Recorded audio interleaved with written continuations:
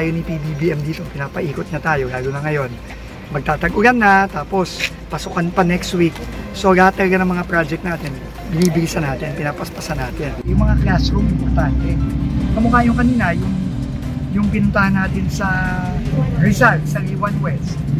Diba, 80s pa lang nakatayo na yun. Kawawa yung mga estudyante natin, lagi makita nyo naman yung mga CR. Diyos ko, wala man lang dignidad yung mga estudyante natin, tsaka yung mga teacher natin. So pinapamadali na natin yung pagpapagawa ng bago. So yun kailangan prioritize.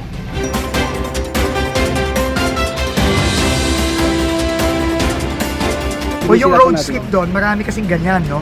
Kasi nga dahil mataas tayo, paakyat na tayo puntang Cordillera, maraming nasisira. So ang importante nga, kailangan bilisan yung pagpapaayos. Ang problema nila, budget.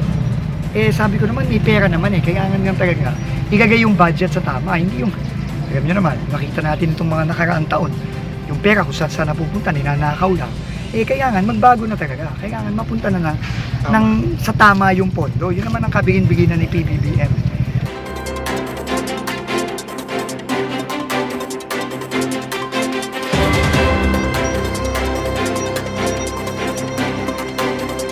Kasi alam mo, kunyari, itong bridge na ito sa Agyog, dito sa Agyog. Itong bridge, 58 years old na. No? Hindi na kaya yung mga mabibigat na sasakyan. So yung mga truck na nagdadala ng pagkain, nagdadala ng graba, nagdadala ng iba pang mga essential na mga goods, hindi makadaan dito. Umiikot ng napakalayo, ang laki ng ikot. Dahil doon, nagmamahal ang presyo ng mga bilihin natin, lalo na yung pagkain. Kawawa naman yung mga kababayan natin. Tapos ngayon, may dagdag pang problema, may butas doon, dito sa luma nating tulay. One way tayo ngayon. So pati yung mga kababayan natin na bumabiyahe mula Tabuk, papuntang Tugigaraw, papuntang Tabuk, natatagalan yung biyahe nila. Nahihirapan sila. So, ang kailangan nga talaga, bilisan. No, delayed na kasi ito As is, nagsimula to June last year pa.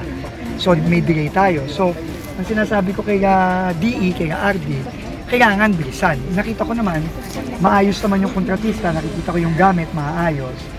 Pero kailangan double time. So, pinapadagdagan ko yung mga tao, pinapadagdagan ko yung mga equipment para bumilis. No? Kasi pagka natapos na tong bridge na to, yung mga truck makakadaan na dito, dire-diretso na. Diba? So, hindi na masyadong tataas yung presyo ng bilihin. Hindi na rin mahihirapan yung mga kababayan natin yung bumabiyahe. So, yun lang naman kailangan tulungan natin yung mga kababayan natin. Yun ang importansya nitong mga tulay na to.